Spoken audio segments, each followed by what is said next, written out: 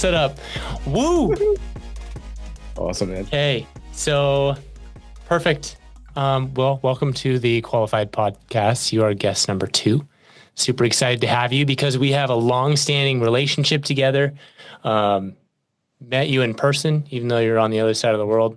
This is Johann. He is co-founder of White Label Suite, powerful software. Wanted to have him on because this is a podcast for marketing agencies, and Johann brings a lot of value to marketing agencies. Welcome. Thanks, man. Great to be here. I'm so excited. So tell us a little bit about, first of all, what White Label Suite is. Yeah, for sure. So White Label Suite started off, it's nearly its 4th birthday now. It's crazy. So when we started off, Walt and I actually met on a podcast 6 years ago.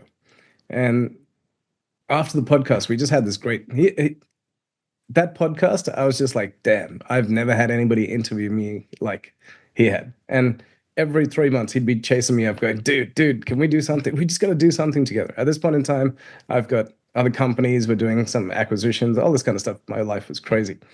And we had COVID. We had COVID as in Australia was in Melbourne, where I am. All of Australia had COVID. Yeah, the world had COVID. But we were in lockdown for 9 months. And then we get this opportunity where the guy who controls our state goes, all right, we're opening up the borders. We weren't allowed out of our houses. Like, it was crazy. And I'm not going to talk about that. Point is, flew up to the Gold Coast. I messaged Walt. I'm like, dude, you've been wanting to catch up for the last 2 years. Let's catch up. You want to have breakfast tomorrow? And he's like, yeah, let's do breakfast. So he catches up with me at 6 a.m. and we're sitting down and I'm like, dude, tell me, what are you working on? What are you doing? And then he shows me this amazing suite of tools that he's built. All these different companies, all these different bits of technology, all different databases, all different brands. And I'm like, man, dude, literally we drew it out on a napkin. I'm like, they all work together. This is how they work together. This is the pieces of the puzzle. Go try this. He goes, two weeks later, he calls me up. He's like, I did what you said. And man, it is incredible. You want to come be my business partner? I'm like, no, I can't. Anyway, so it went on like that. And then about a month later, I'm like, fine, let's go. Because I started showing people the technology, which is just the leads tool. And everyone, like I've never had 100% close rate. With this, everyone I showed it to, they were just like, get me this thing now. So back up. Yep. Why were you guys on a podcast together? Why did he have you? So so I just exited a company of mine, and he used to run an agency podcast for marketing agencies. Okay. And that's why we were on the podcast. So he's like, I started my agency in 2008. So a long time ago. And we've been through the trenches, my staff, I had 100 staff. It was an insane ride. He had you on, you guys vibed. And then did he talk about his tool on the podcast? No. So he liked you. He was working on this side project. And then he wanted to show it off to you. His technology he already had it in the marketplace. So the current version of White Label Suite, he used to sell at trade shows on CD, right? Jeez. Not the current version. I'm saying what Label Suite is, the leads tool. He used to sell it. It shows on CDs. That's how old it is. It's 13 years old. Obviously, with technology, with AI, everything, it's been upgraded every day. He comes up with new stuff every day. So he's the genius behind the software. He's there building, tinkering. So actually, let me cut to a point. I went to a Tony Robbins event in 2017, and he said every business needs 3 key people in it. The first person is the artist, the one who's tinkering, the one who's building, the one who's creating. The second person is the entrepreneur, the deal maker, the one who's out there selling this thing. The entrepreneur and the artist are always sort of like, the entrepreneur's like, let me go sell it. And the artist's like, no, not yet. Walt and I are like this every day. Like, he's created these new features. I'm like, oh my God, I'm going to tell everybody. He's like, don't tell anybody. I want to test it. But it's so good. It works. I've tested it. He's like, don't tell anybody. So anyway, that's us.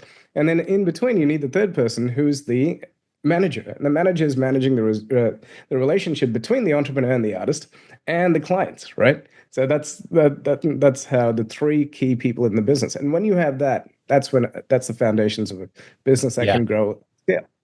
And so there's always this thing of Walt's always building, and I'm always like, dude, and he's like, don't tell anybody. I'm like, hey, I got us on a webinar. There's 1,000 people going to be there. And he's like, why? I'm not ready. He's like, why did you do that? And you're like, yeah, you're going to talk about that really cool thing. And he's like, No, that is the Exactly. one thing that I said I'm not going to talk about ever. Yep. And and our wives are hilarious. They're like, you guys talk every 3 minutes because we're just spitting off these ideas and stuff. And it's like, hey man, what about this? What about this? And it'll be we're now not allowed to use our phones near dinner table. And it's like, oh wait, it'll be eating. My son will say something. I'm like, oh wait, let me call Walt. Walt. And wife's like, no, no calling Walt for half an hour. And that's a whole. It's just good when you have great business partners. That's where I was going to that. You said, hey, what are Let's some go. let's talk about that for a second because I've had a partnership with someone that I knew very well. I currently work with my wife. I obviously know her very well. How did you test drive that relationship before entering into a partnership? I know a lot of people are scared about that, but partnerships are so powerful. Partnerships are so powerful and so bad at the same time. So, I say that with a bit of a Yeah, hook yeah. because I've throughout my had life, one end not well. yeah, I have had many partnerships and they have ended. So one of my companies, we took it to 20 million in 4 years. It was insane, but there was 5 people involved in this, and so I was only 20%, and I was doing 90% of the work. And so there's this huge imbalance, blah blah blah. Anyway, with partnerships, in order for them to work, you both need to be at a very similar stage in life. Stage in life, I'll go through that in a second, but also have the exact same goal. When different people in partnership and they have different goals, that's where things can get messy. In different So stage of life. different stage of life, age life, right? And so, for example, Walt's kids are probably they're about 5 years older than mine, but we're in a similar age. We had another business partner who was just starting off young, too young, and didn't have the same goals, didn't have the same. To him, our venture was just one of many that he's going to be part of. For Walt and I, we're building something that's a legacy, right? So there's different types of businesses as well. I know I'm going different layers. So we'll go into partnerships, we'll go into stages of life, we'll go into what was I just saying? Um, Different types of businesses. So you've got a business which you can do as a big cash grab. So you can do a business when something's hot and ready, and you can go in there, you can make a lot of money, and then you can take that, move it into the next business, right? Do whatever you got to do. But that's a cash grab business where you're like, hey, here's an opportunity, let me make some money and move to the next one. Then you got legacy businesses where you're planning to build them for a long time. Doesn't matter if you want to exit, but you want to build a great community, you want to build something that leaves a lasting impression. So those are the two different types of businesses. So when it comes to partnerships, it's what type of exit are they looking for? What stage of life are they in? Are they in it for a quick cash grab? Are they in it for a legacy type business? So there's all these different types of decision making matrix. And then it comes down to values as well. So values is huge. I had no idea when I was young. I had no idea about values and what that actually meant. Yeah. Now that's the first thing, you can spend 10 minutes with someone. I know I'm skipping a lot, but I hope you can keep up with the I can. erratic brainwaves. Yeah. Plato actually said to find out the true nature of a person, you play a game with them for an hour. And so I play board games a lot. And through that, you can find out so much about a person in 1 hour than spending, days, weeks, or months with them. And so that's one of my criteria. You got to come play a board game with me if we're going to do. Did you guys do that then? Yeah, we played the same game. So this is again, comes down to values, comes up to upbringing and things like that. So by having the right mindset. So one of the games that I play with all of my employees is a game called Cash Flow. Why? Because when they come into the business, Cash Flow is written by Robert Kiyosaki. It's about the 4 different quadrants Yeah, for anyone. it's a great game. Great game. So Cash Flow, why do I play that with the new employees is because it teaches them what's the difference between investments and doodads, right? Because when people come into the company and they're getting paid handsomely, what do? The first thing they do, they go buy new cars and new outfits and lavish and splash the money around and all that kind of stuff. And I'm like, dude, that's not actually going to get you anything. Invest, invest, invest, and this is how. And then use the investments to acquire more. So, Robert just delay that gratification a little bit. Either way, you can get the stuff. Just make sure the stuff is paying for your stuff. Exactly. And Kiyosaki said, he goes, I wanted a new Ferrari. So I went and built a business that then afforded the payments of the Ferrari, therefore the Ferrari is free. And so with that sort of mindset, so that comes down to values, mindsets. When you have those same way of thinking, then the partnership, and I've come back all the way back, the partnership can become so much stronger because you both know each other's thought patterns. Obviously, you've made it a lot further with your partnership. I know I have too with my wife. We're very different. Yeah. She's the operator. Right now, I'm the artist and the salesperson, but as time goes on and I can add more team to become the artist, I'm becoming more of the salesperson. I feel like Yep. that's, you need someone strong in that position. Yep. It's hard. It is when because you're the CEO, right? Chief everything officer. You're wearing every hat. Right. You got to do it. And when in my earlier companies, I was the CEO and I was the janitor as well. I was cleaning up the mess. I was cleaning up all the issues that were happening, support, all that kind of stuff. As the company grows and the team grows, and you know to put the right people in place to give you that headspace. Your wife and you are an incredible pair. Like I love the energy that Thank you you. have, and I love the yin yang because it reminds me a lot about me and my wife, right? So my wife, like I'm this every day. She's like, "What great ideas did you have today?" And so every quarter, well, it used to be every quarter. Now it's every month. She's like, "All right, let's sit down." And we get this big giant piece of paper, and she's like, "All right, give me everything in your head." And then she'll write it all down, and then she'll put it into a timeline, and then she'll mark it as time, energy, resources. Johann, you want to do this project? Great. Is this the right time to do it? Much energy is it going to take from you? I'm like, baby, it's only going to take like half an hour a day. She's like, uh-huh. All right, so that's actually going to take 4 hours a day, because she knows Right.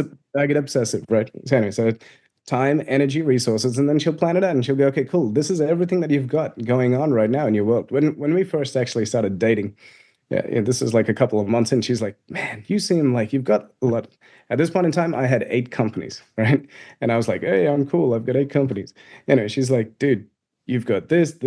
How are you managing all that in your head? I was like, I had never, ever written it down. I was just running at a million miles an hour, doing all this stuff. And then when she got it out of my head and wrote it down on paper, and then I looked at it and I'm like, man, like big, we call it butcher's paper here, big, giant big, big piece of paper. Yeah. And she wrote it down. I'm like, man, that's a lot of stuff. I had no idea that was in my head. Anyway, so then she put it into a timeline and she said, okay, now if you focus on this, this is the end outcome. This is what you're going to achieve. And so we went, oh, so now our decision-making matrix is easy. It's okay. When is a good time to do this? When is their energy going to be available? And when is the resources going to be available financially and people? Because in order to build anything, you need people, the right people.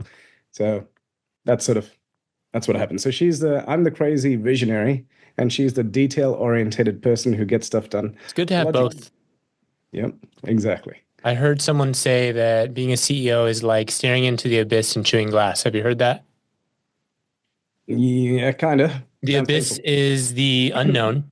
So you have no idea what's coming and when. And the chewing glass part is you are dealing with the hardest problems to solve and the worst problems to solve. There are some problems that are hard and they're fun and they're Yep. rewarding. You don't get those. There are some problems that are easy. You don't get those either. You get literally the shit of the shit. And on top of all that, you have this huge timeline, this huge vision of things that you're trying to accomplish while you're getting tossed the shit of the shit problems that you have to solve now. And it's exhausting. It's so I had to reframe this with my son the other day, and he's like, "Why do I have to do this?" And this is a Tony Robbins thing, and I'm like, "It's not that you have to; you get to. You get the privilege of going and cutting these trees and doing some housework and stuff like that. I'm like, other people don't have that. You get to do Yeah. this, and so problems and being a business owner, anyone who's a business owner, you have signed up to a life of you gave up a 9 to 5 to do a 24/7 365 because you cannot, it's always at the top of your brain. It is you cannot stop thinking about it. You will get obsessed about it. You will sacrifice Obsessed. family. It's Yep. more than passion. People say they have a Yep. passion for it. You're not going to make it. It has to be an obsession. Exactly. Because passion dies. Passion, it wanes and Yep. flows, and it's the cycle of life. Obsession is when you're like, I have to get there. And here's the thing about the ones that make it is that. So one of my friends, he said to me, he goes, "Hey man, are you happy with everything?" I go, "Hell no. I am so disappointed." He's like, "What do you mean?" He's like, "But dude," I'm like, "No, I am, I'm so disappointed in myself because where I believe I should be is so much further than where I thought I would be." And even though whenever I achieve a goal, I've already set a goal that's further ahead. And that's just the entrepreneur's curse, right? Because once you get to something, you're like, nah, I did that, and I did that quicker than I thought I could. Let's go, next one, next one. And I was talking to somebody else, and business is just a game. Everything, it's just a game, right? And the numbers in your bank account is just the value that you add to the marketplace. And then from there, it's what's my high score? Because you're not actually competing against other people, you're competing against yourself.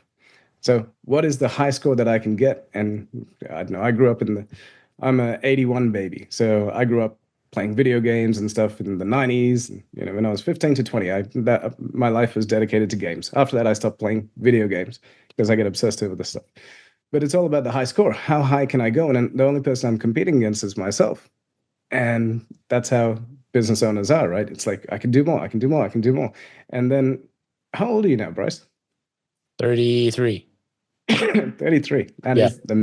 That is the magic number. Amazing. What I wouldn't do to be 33 with access to this technology, this amount of wisdom, this network that you have. Like, dude, I I I know what you're going to achieve in the next 10 years just with that amazing brain of yours. I'm so excited to be Thank you. part of your journey, and I'm honored to have you in my life. So I'm so excited. So 33, dude. At 40, happens to every male. Every male that I know. I can't talk for females, I don't know, but I can speak for males. Every male that I know, as soon as you hit 40, your brain just goes, WTF? Like, I've got 20 years. What am I going to do? And so one of my mentors told me when I was young, he said, in your 20s, 20 to 30, you learn the foundations. It's not about making money, it's about learning the game, learning the systems. 30 to 40 is where you get set up, established, you've built systems, you've built some sort of foundation, family, wife, kids, all of those things.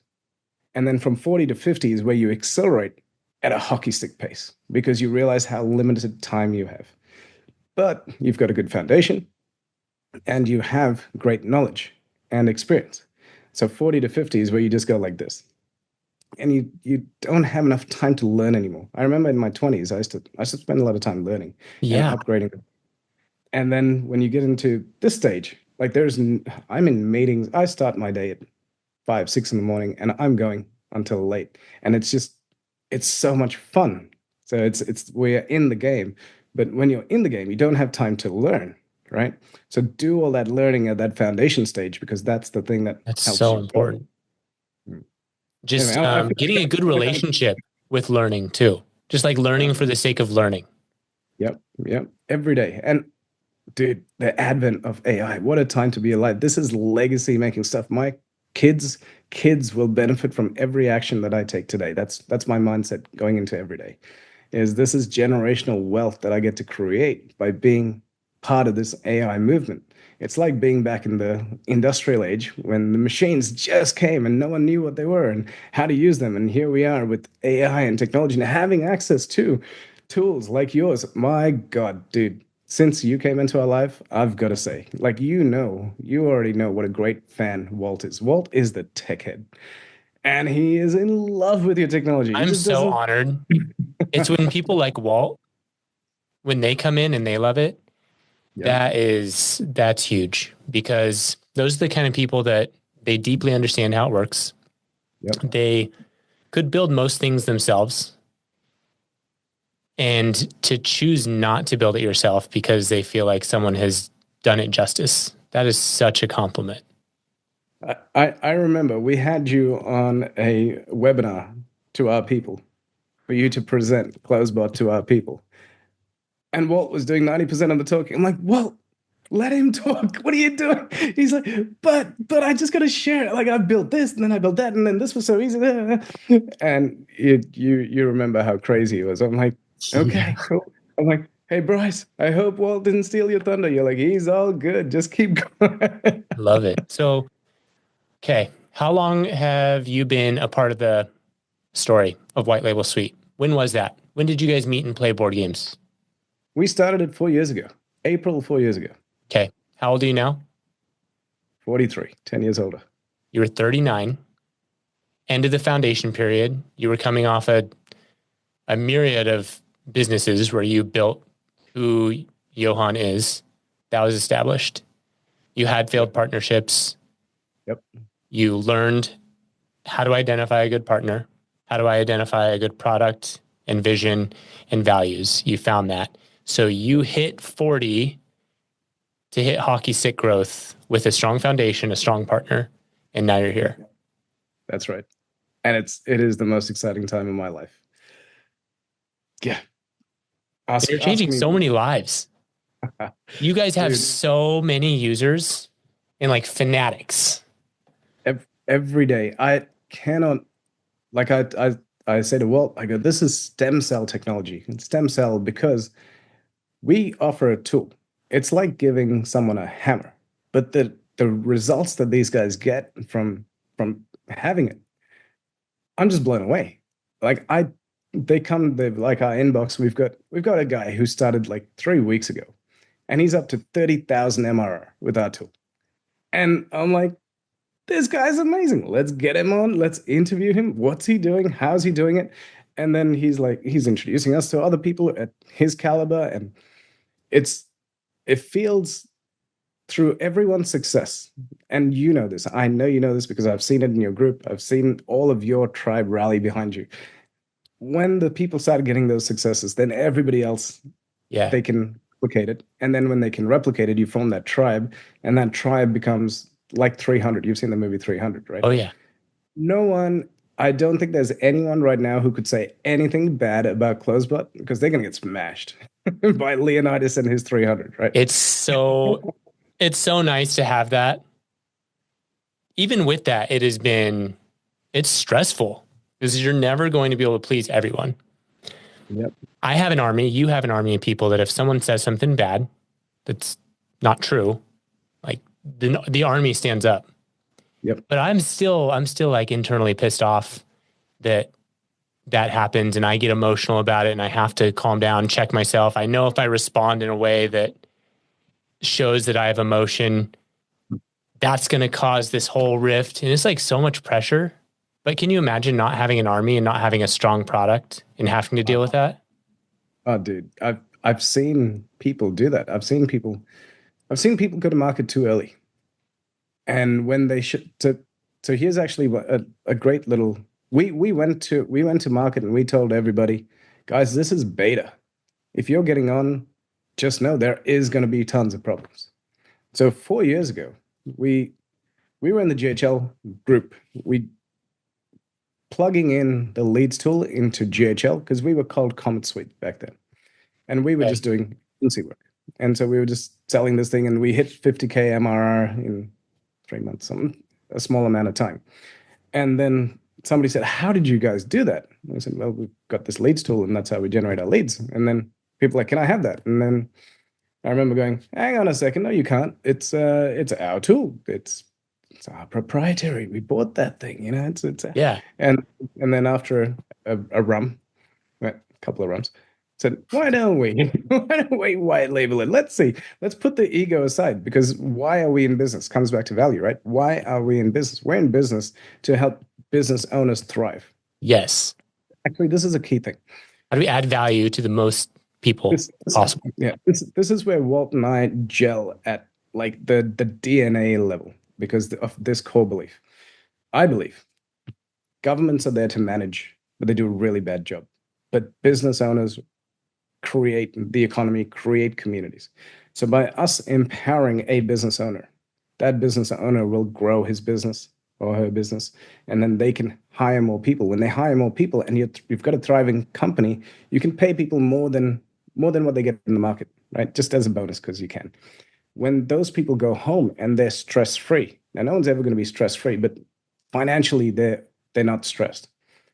Then their kids grow up in a different household. Those kids grow up in an innovative household because they have time. They don't have those stresses. The parents can spend more time with them. Parents spend more time with kids. They become innovative. There's studies been done on that. The innovative kids end up becoming leaders.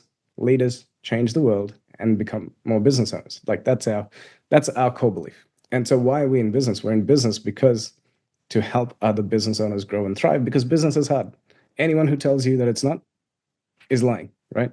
It is freaking hard. It is a battle every day. Every day you wake up. And if it's not your clients or if it's not, suppliers or whatever it is, it's the tax man coming after you. Someone's coming after you all the time, right? So you're always fighting a battle. And it doesn't change. It's always going to be that way. And the problems just get bigger, right? They get bigger. You just get used to dealing with eventually those problems that you stressed about. You're still dealing with them, but they don't stress you out anymore because you're dealing with something like so much bigger. My mindset. So when I started, I feel old now because I started my business 20 years ago. And when I started, I used to get, I used to take on things personally and I used to lose sleep over it and all this kind of stuff. And then now I have my decision-making matrix is, hey, am I going to care about this in 5 years? And if it's a no, then I'm not going to put any stress energy towards it. If it's something that's going to impact me, my family, and the company in 5 years, yes, I need to get this thing solved now. That's the only thing that'll cause me to go into that. I need to fix this now. Everything else, next week, the week after, it's forgotten about. You know what I'm saying? So that's how. Okay, we know what it's like to deal with a growing business. We know what it's like to be successful, not to toot my horn or your horn, but we're successful. You mentioned a couple clients you have that are super successful. What separates the people that find success and the people who don't? Here, I have been blessed with being surrounded by rich people and poor people. And I'm not talking about money, I'm talking about mindset. It is all, I had no idea, and I wish I knew this earlier. It is 90% mindset. I didn't know. I thought it was all finance. But if you have this thing fixed up, your finances get fixed up very quickly.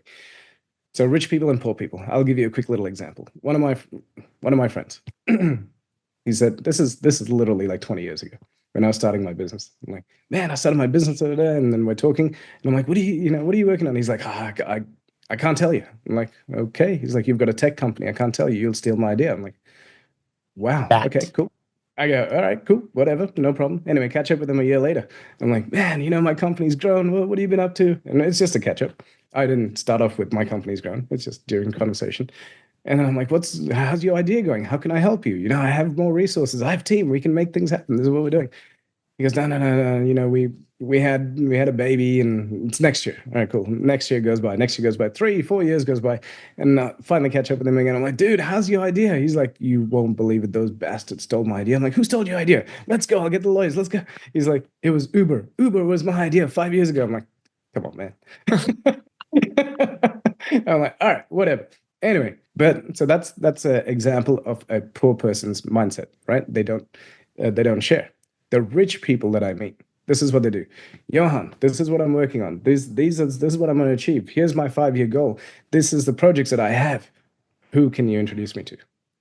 And immediately, this morning, I had a meeting with the person and we were sharing. And then she's like, oh, I'm going to introduce you to Cardone Ventures. I'm going to introduce you to Dave and John. I'm like, whoa, like sharing. And then she did the same. I said, who can I help you with? And she's like, I introduced her to 5 people. She introduced me to 10 people by the time the hour was done. It was crazy. And that's how you get to level up quickly because there's so many amazing people on the planet. We don't have time to meet them all.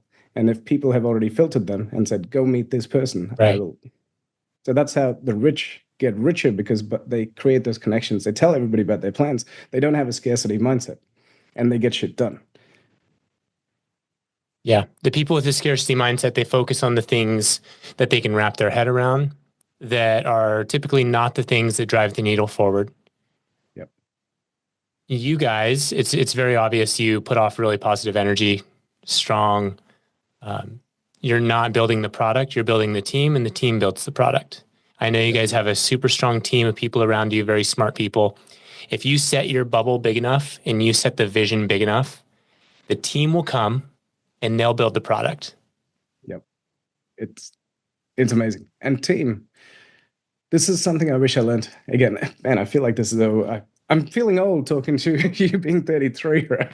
Like, if I only knew. No. Team. I used to actually, I went to a business event, and my friend was running it, and he had everybody, he had 10 tables, 10 people on each table, and he said, guys, vote a leader in. So on your table, you just pick a random leader. No one knows who anybody is. You just randomly picked a leader. He said, all right, leaders come up. And he gets the leaders to come up and gets the leaders to go back to the table. And the leader goes, okay, cool, guys, we have these 3 Lego sets and they have to be built. Actually, don't worry. And because they figured out talking and communicating would take longer than them doing it themselves. So they built it. So there's one person who's the leader building this thing while there's 9 other people watching them, right? So that was the first test. Then he goes, all right, leaders come back up. And now he ties their hands. And he goes, and bring in a second person.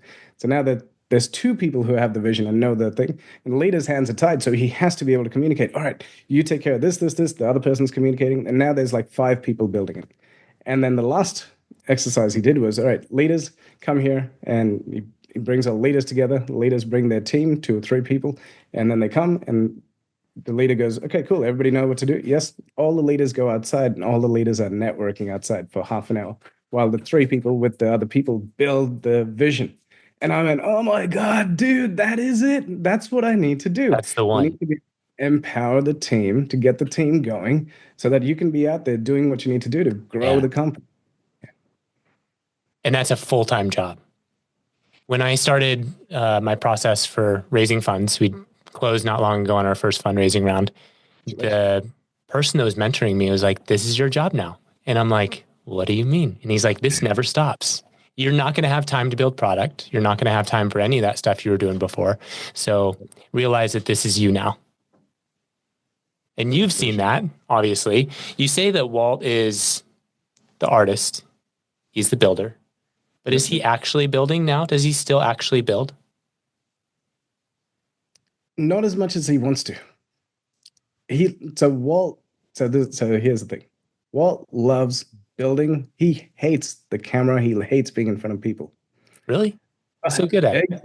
Exactly, right? But when he's on camera, when he's presenting, he loves it and he gives so much energy and he's so excited, right? But and I didn't believe him until last year. And he's like, I really just want to be sitting behind the computer and just building. He goes, if you can I go, what can I help you achieve in the next couple of years that just makes your life? He goes, I just want to be behind the computer. I just want to build. I'm like, but you're so good at the webinars and being on stage. And what do you mean? Yeah. So, because whenever he presents, I feel like I can run through a wall, right? He gives that amount of energy. Yeah. And he's amazing. But when I actually figured out, I actually listened about that because he's like, I've been telling you for 3 years, I'm the quiet introvert who just wants to build. I'm like, no way, look at you, you're freaking amazing. Yep. So anyway, so there you go. So he actually he loves to do that. He doesn't get to do that enough because we're in a different stage. We're in promotion stage. The product is built, it's there, and so now we're promoting it all day long. Whereas if he had his way, like this weekend, he sat and he built all weekend just because he could. He's like, this is my only time. I just need to recharge. That's how he recharges. He's like, I'm just building. And then he came back and Monday he's fully pumped up. I'm like, what happened? He's like, I built this. I'm like, great, I can't wait to tell. And don't tell anybody. I'm like, but yeah. So for anyone listening who's not familiar with White Label Suite, give them a rundown. What does that do? For sure. So we're actually trying to get this thing called 1 degree because it removes 6 degrees of separation. It creates 1 degree of relationship. Business is relationships. And so what it does is you tell me who you want to find. Who's your ideal clients? If I could fill a room with 100 people, who would they be? Here's who they are. Done. 10 seconds. The software will find them, start communicating with them, adding value to them so that they come back. And each one is personalized. It's not like sending an autoresponder where everything is, blanket. Hey, I'm having an event. Come, here's the detail. It's just, that's boring. People's brains now tune out of that. When you get an email saying, hey, Bryce, I know the amazing work you're doing at Closebot. I think that there's a JV here that we can really work on. Here's a 2-minute video of who we are and how we can work with you. I'd love for you to check it out. You're going to click on that. You're going to check it out for 2 minutes. 100% of the time. 100%. I get a message every day in my LinkedIn. They don't mention Closebot. I get emails, don't mention Closebot. They just say, hey, I love what you're doing with your product. How would you like if our sales team could help you grow? And I'm like, you don't know what my product is. You don't know what I do. You found me on some random list and you sent this message to 1,000 people. But Exactly. that's different. That's different. Ours is hyper personalized because it already knows everything about them. And the hyper personalization, dude, this can only be possible because of your product, right? This, you were talking about changing lives here. Since October, since we did the webinar together and stuff, and our tribe has really embraced your product. People have come to us and said, my webinar, so their webinars, right? I'm speaking on their behalf. My webinars are now, instead of converting at 10%, are converting at 45%. The difference is after the webinar, every person is getting a hyper personalized message. For example, hey, James, you attended the webinar. I know you run a digital agency that focuses on the veterinary niche. Did you know that you can use the knowledge we gave you in the webinar to do this with your veterinary clients? Has another conversation with Maxine. Hey, Maxine, I know you're running a hairdressing salon. In the webinar, you learned about blah, blah, blah. And this is how you can use that knowledge to help your, whatever, the salon, etc. And so each one is tailored and it's creating strategies.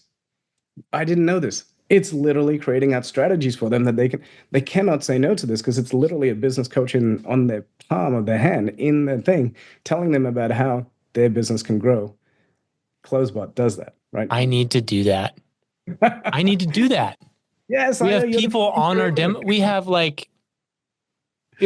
up to 100 people a week that are on our demo calls. That's probably that's probably much. Like 60 people a week on our demo calls. They give a message and what they want to achieve on the demo call.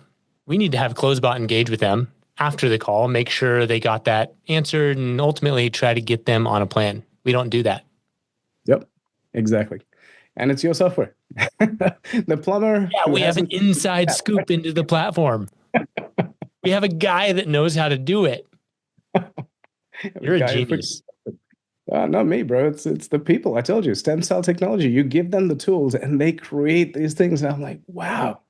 And then like we had one person who runs events, right? And their lead generation strategies, they'll run an event and it takes them like 2 months to put an event on, like a physical event, not virtual event, physical event, where they will get 200 people into the event.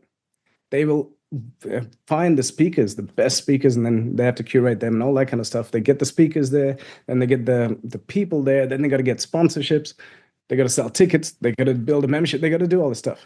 And I go, how much money do you make from this? And they're like, oh, after the event, maybe then we get like 5, 10, 15 clients. And I go, okay, cool. And so how much are you making from that? And they're like, oh, that 15, 20,000. I'm like, wow, you do 2 months of effort to make $15,000, $20,000 after the fact. So this is actually from like 3 years ago. So this is what happened. So they went into our software. They typed in, speakers, tech speakers, etc., whatever, marketing speakers, and they found all the speakers. And then they send them a message using our system, which was hyper personalized, saying, hey, we know who you are. We think you're going to be amazing. We're organizing this event. Would love to have you as a speaker. Here's what the details are. Let me know if you're interested. Now, this is just reaching out to the top level speakers. And the price to be a speaker at this event is $2,000. We're going to give you a sizzle reel. We're going to give you all this stuff. We're going to give you a collateral photo shoot, all this stuff. So there's value for money there. They had their 10 speaking slots filled up. Like they obviously had a curation where they go, hey, yeah, checking, making sure that they're all good. And then they sold the speaking spots immediately. On the front end, 20 grand on the front end, just on the speakers. Then goes out to they got the 20 speakers the 10 speakers to do a sizzle reel, 30 seconds. And then they cut that up, made it a sizzle reel, 30-second video in total, saying, these are the speakers, this is what you're going to learn. Da, da, da, da. And then send that video to the ideal audience, business owners who are in that area, saying, this is what you're going to learn. Come on down. It's $500, but these are the people. This is what you're going to get. Here's a bonus stack, all that. Now they sold out 200 seats at $500, right? So what's that work out to? Do the maths on that. Now, the next step is they go to the sponsors. We've got these CEOs, and they only targeted CEOs. These CEOs, 200 CEOs coming to our event. do you want to sponsor? Sponsorship is $10, $15, $20,000.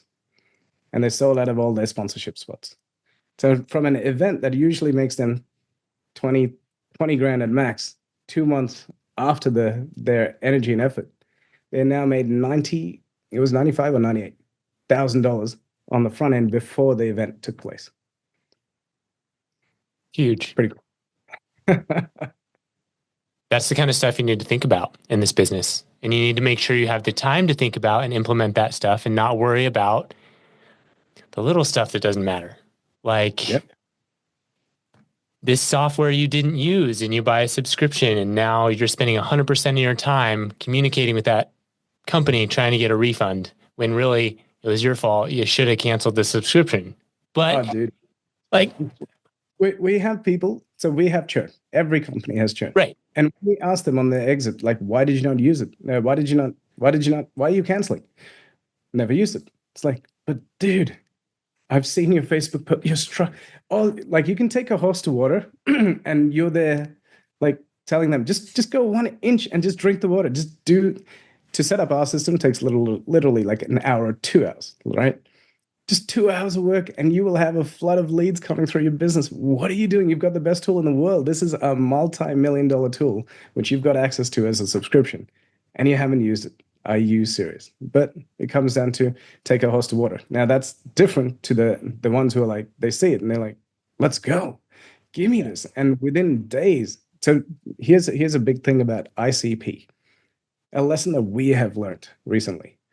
4 years, we've put our energy and effort into people, like to make sure that they're successful. That's our core value, right? Let's drag you up. And that's what we have to, whatever you need. We've got the team's backing you. Come on, let's go, Mr. I don't know, pick a name. Mr. John, let's go. We know we can help you. Let's go. Come on. The whole team's pulling them up. And they're like, anyway. But now when we find amazing people who we know within 1 or 2 days, they're profitable.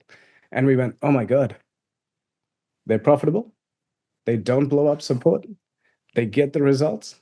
They don't churn.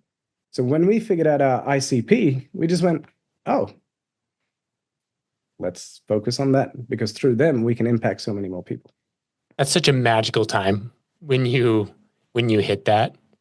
It is so much work to drag the people up. And it's work on the front end, it's work during the process, and it's work on the back end, because you have to drag them through and convince them to buy. You're there the whole time when they are struggling and they're mad at you and they're mad at your support. And then on the back end, when they're unhappy because it didn't work, it drains on you too. It's just so draining. But then you have people that they see it, they have energy, they use all the resources that you put out there for them. They find success and then they praise you from the rooftops, and 10 more of those people buy. Yep. And they bring more people like them into your ecosystem. That's the beauty of it. And the people who complain and blame, like there's always people who blame the tools, right? The tool didn't work. Mm-hmm. How did you tell us why it didn't work? I don't know, it didn't work. Okay, can you show us how it didn't work? Like we'd love to fix it. Yeah. So we've had to come to the realization you can't help everybody. And I have had my hat on for a very long time, because a lot of people helped me in my journey, and I just want to help other people. And then one of my friends said, dude, I've watched you drag people to the top, put them on a pedestal. And then as soon as you're away for a month or 2 months, they go back to their old habits and they go back to being who they were, who their mindset made them. And then you got to redo the work again. He goes, but at what sacrifice? You're sacrificing time with your family, with your own peaceful time, right? We don't actually get time to ourselves. Being founders, there is not that much time that you can allocate to recharge. We do, but not as much as you used to. You know what I'm saying? Because you're always like, oh, what about that person? I can help them do this. And my wife says it to me. She's like, hey, you've been going for 6 weeks. You haven't had a break. Why don't you just have a break, organize a board game night, and chill out? I'm like, all right, let me do that. So you can't save everybody is where I'm going. Yeah, that's an important lesson to learn. Marketing agencies, learn that. You can't help everyone, and that's okay. You don't have to figure out a way to secure someone's business. There's plenty of business out there, plenty of people who need and want your services, and will pay for it happily and be happy the whole time and not drain your energy. Focus on those people. Yep. Niching. If there's one bit of advice I could give people in marketing agency land, just niche. Become the specialist, become the most well-known authority about that, and you will never have a shortage of customers. If you not only in the business, but in the type of person too. Like maybe you help gym owners, but you help positive gym owners that vibe with your values. Niche down. Yep. Okay. Yep. Well, thank you so much. This has been awesome. Lovely human being, Johann here, White Label Suite. He has helped so many marketing agencies dial in their outreach, finding their ideal customer. Make sure you check out our webinars that we've done together on our YouTube, and you'll be able to see exactly how their product works, how it works with CloseBot, and send Johann a message. If people want to reach out to you, what's the best way? Johann at whitelabelsuite.com. Okay. JOHANN at white, WHITE, labelsuite.com. Perfect. Thank you, Bryce. You're amazing. And seriously, out of all the people I met last year, you and your wife are you're shining. I just love the people who you are. And thank you. You guys left an impression on us too. Like a lot of the decisions we made immediately after that were because of you guys, your input. So I can't thank you enough. Thanks, man.